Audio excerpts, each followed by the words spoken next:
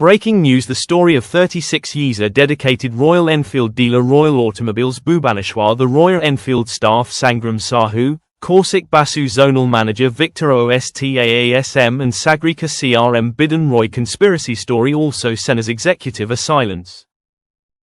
मेरा नाम प्रकाश चंद्र पटनायक है। 63 साल की उम्र में मैं सिर्फ अपने लिए नहीं बल्कि सत्य और न्याय के लिए ये लड़ाई लड़ रहा हूँ। मैंने 36 साल तक एक ही नाम पर भरोसा किया, रॉयल एनफील्ड। वही रॉयल एनफील्ड जो आज पूरे भारत में गर्व और शक्ति का प्रतीक है। पर इस गर्व के पीछे एक सच्चाई छिपी है जिसे अब सामने लाना जरूरी है। समर्पण की कहानी। साल 1988 में मैंने रॉयल ऑटोमोबाइल्स भुवनेश्वर की नींव रखी। मेरे लिए रॉयल एनफील्ड सिर्फ एक ब्रांड नहीं था, वो मेरी पहचान थी, मेरा परिवार था।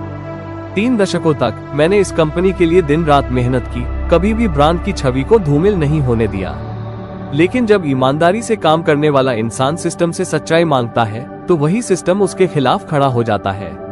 रॉयल एनफील्ड 2014 से 2020 तक का DMS data, dealer management system, मेरी मेहनत, मेरे ग्राहकों और मेरे व्यापार का प्रमाण है। लेकिन आज तक रॉयल एनफील्ड और आइचर मोटर्स ने ये रिपोर्ट देने से इनकार किया।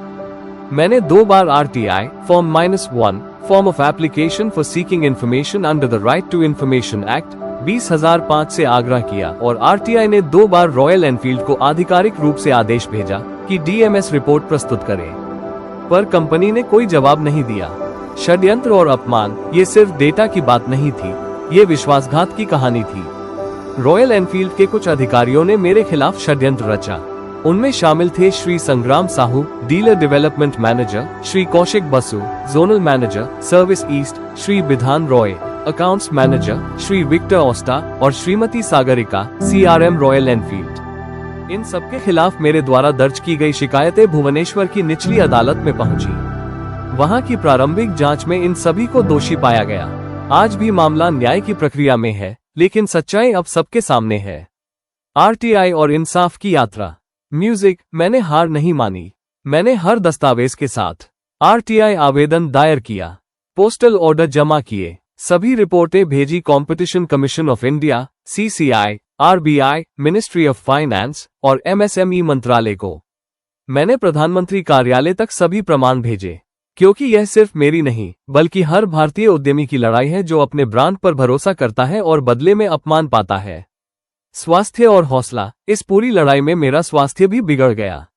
मैं हाई ब्लड प्रेशर, हाइपोटेंशन और L5 compression stenosis, spinal nerve problem से जूझ रहा हूं। पर फिर भी मैंने हिम्मत नहीं छोड़ी, क्योंकि मुझे भरोसा है कि सत्य की गाड़ी धीरे चलती है लेकिन मंजिल तक पहुंचती है। एक सच्चे सिपाही की आवाज। मैं हूं प्रकाश चंद्र पटनायक, रॉयल एनफील्ड का वो सिपाही जिसने 36 साल इस ब्रांड को पहचान दिलाई, लेकिन आज उसी ब्रांड से अपने सम्मान की लड़ाई लड़ रहा हूं। Greater than. ये लड़ाई सिर्फ एक डीलर की नहीं, ये सच्चाई की सवारी है जो कभी रुकती नहीं। अगर आप भी इंसाफ में भरोसा